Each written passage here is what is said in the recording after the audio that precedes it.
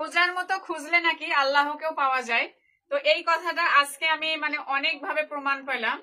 আজকে কয়েকদিন যাবত আমি মোবাইলে দেখতেছি যে এই গাছটা, এটা গাছের নাম হচ্ছে তিতরুসি। এই গাছটা মাথায় দিলে নাকি চুল পড়া বন্ধ হয়ে যায়, প্লাস আরো অনেকগুলা কাজ করে। এটা একটা ঔষধি গাছ, ঠিক আছে।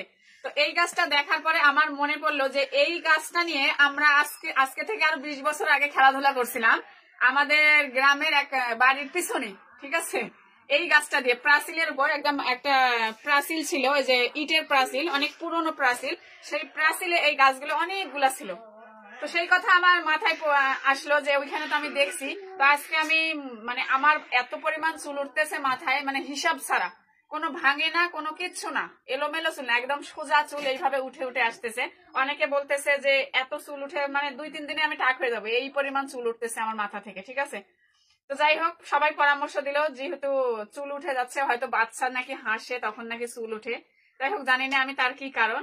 তো যেহেতু চুল উঠতেছে তার প্রতিক্রিয়া তো আমার করতেই হবে। তো যাই হোক, এই গাছটা আজকে আমি সেখানে খুঁজতে গেছি যে 20 বছর আগে দেখি যাই যদি পাই। তো অবশ্যই আবার সেখানে যাই অনেক খোঁজাখুঁজির পরে যে এই গাছটা আমি পাইছি অবশ্যই, কিন্তু আর ওখানে নাই।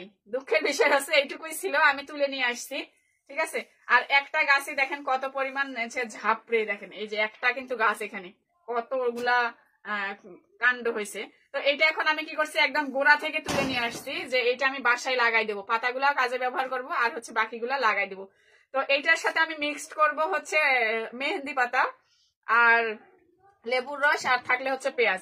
আর আমি যে এইগুলো এখন বাটবো, বেটে কি দিয়ে মাথায় দেবো এটাই চিন্তা করে সারা গ্রাম খুঁজছি শিল্পাটা মানে পুরাটা গ্রাম খুঁজছি। কারো বাসায় বলে শিল্পাটা নাই, সবার বাসায় হচ্ছে এই যে এই যন্ত্র, এই যন্ত্র ছাড়া কারো বাসায় নাই। আর ব্লেন্ডার তো দূরের কথা। যাই হোক, দুঃখের বিষয় এখন কোনো কিছু যেহেতু নাই, এর ভিতরেই ঘষতে হবে। আর যেহেতু এইটাতে ভর্তা করা হয়, অনেক কিন্তু ঝালের নির্যাস থাকে।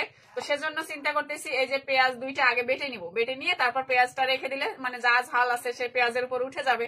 মানে বুদ্ধিটা কেমন, ঠিক আছে। তো যাই হোক, এখন এগুলো আমি পিষে মাথায় দেবো, মানে দেখি আসলে কি হয়, আল্লাহ ভরসা, চেষ্টা তো করতে ইয়ে নাই যেহেতু প্রচন্ড মাথা।